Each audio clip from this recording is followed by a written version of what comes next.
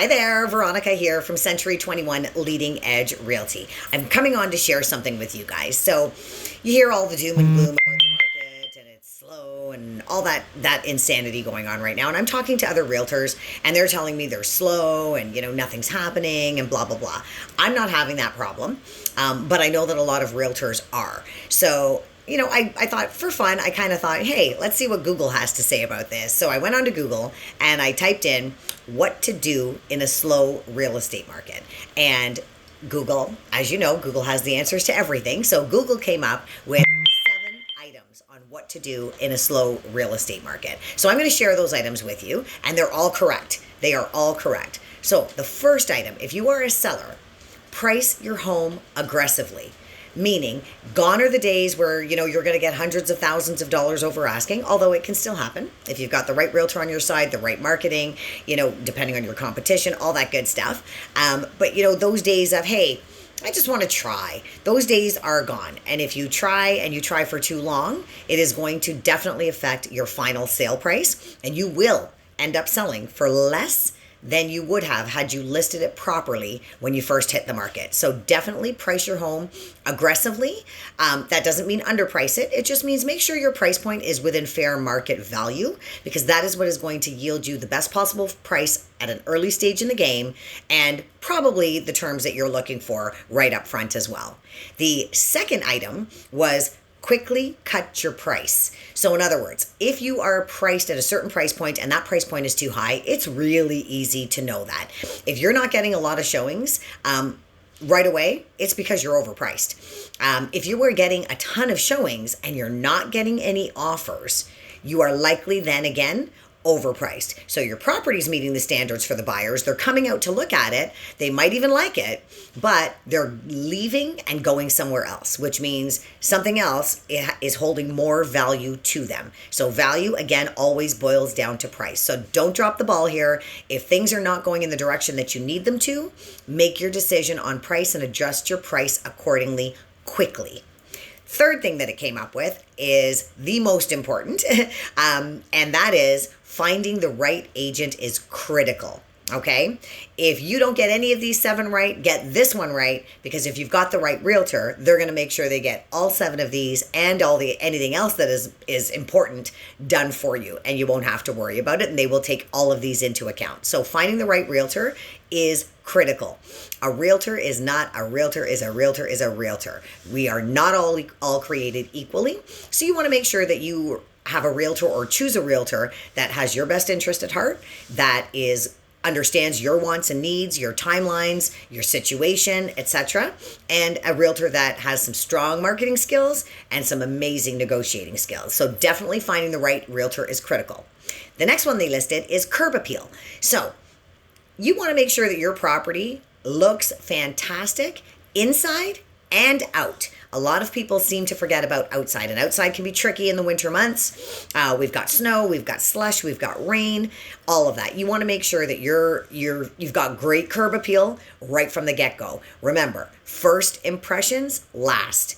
First impressions are always what your buyers, your potential buyers that are coming through for showings, are going to see and be left with. So you want them to have a great experience from start to finish, from the moment they get out of their car, from the moment they pull up to your property, to the time that they drive away.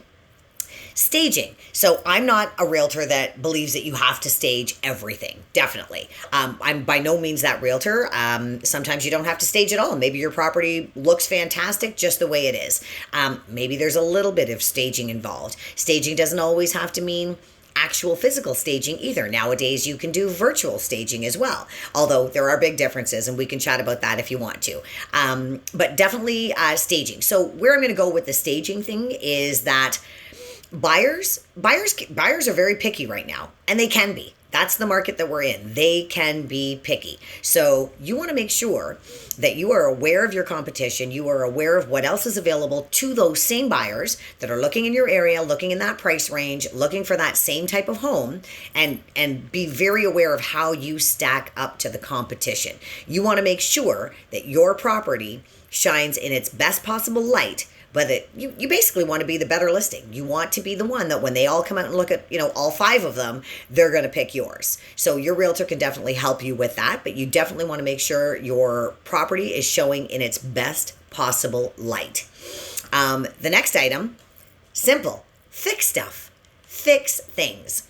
Sometimes there's issues where, money might be an issue or it's a big fix or whatever the case is. There's always lots of little things that you can do. Fix those things. Because in this market, it is not a hot seller's market right now. It is very much in favor of the buyers right now with the interest rates and prices coming down and all of that.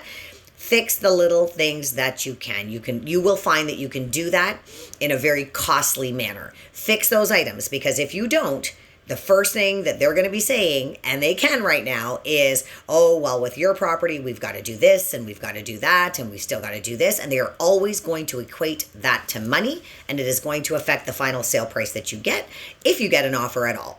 So fix those items, because they are going to look at your home and think that it is in a state of disrepair.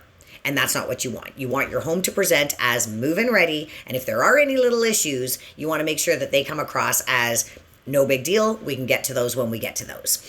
The last one was offer flexible terms. Be flexible. I know that's a little easier said than done in certain circumstances, but have some flexibility, or discuss with your realtor first the areas that you can be flexible. What are you including in the sale? Right? What's included, what's not included, window coverings, light fixtures, think TVs and TV wall mounts. Be flexible. The more flexible you are there, because you don't know your buyer's situation. Every buyer is going to be different. Every buyer is going to have different needs. Every buyer is going to have certain things that they have and certain things that they don't have. And every buyer is going to come into your home and see something that you have that they will love. So I'm not saying give it all up, but I am saying establish where you're flexible, because the more flexibility you have, the likelier you are going to be to get a offer that works in your favor. So definitely be flexible. And the last thing I'm going to leave you with right now, huge, and a lot of people haven't even thought of this yet. But if you are a seller, and this of course depends on if you are, buying something else and if you're porting your existing mortgage, but maybe you're selling and maybe you're not buying again, or maybe you're in a great scenario or you're mortgage free or whatever the case may be. But think of this. Way back when, since we've been in some insane markets for quite some time, we used to do what's called a seller take back, where your buyer can assume your mortgage. So right now, we all know interest rates, that's the hot topic right now. Everybody's talking about how high the interest rates are, and oh my God, it's affected our buying power. I would love to offer you this, and I can afford to carry the mortgage for this, but I can't give it to you because I can't get that approved through the bank. And that's because they are getting the rate that they're getting, but then they're also qualifying at a 2% higher stress test. So if you've got a low rate on your mortgage and you've had it for quite some time, one of the terms that you can offer up potentially is that the buyer assumes your mortgage. So let's say you've got a buyer who's getting, 6.5% hypothetically from their lender, but you are sitting on a mortgage where you're paying, 2.89%. Offer it up. Let them assume your mortgage. What you might find is that it might even warrant you a higher sale price because of the amount of money that they are going to save long-term on their interest rate. So that's another little brilliant tidbit of information. So again, all kinds of things you can do. I found that interesting that's what Google said, and Google is correct. And she definitely was this time. Notice I referred to her as a she. But nonetheless, but out of all of them, if you're going to get any of them right, finding the right agent is critical. If I can help you out, or if you have any questions about this or anything else real estate, by all means, reach out to me anytime. I'm at 416-587-0457. Stay awesome.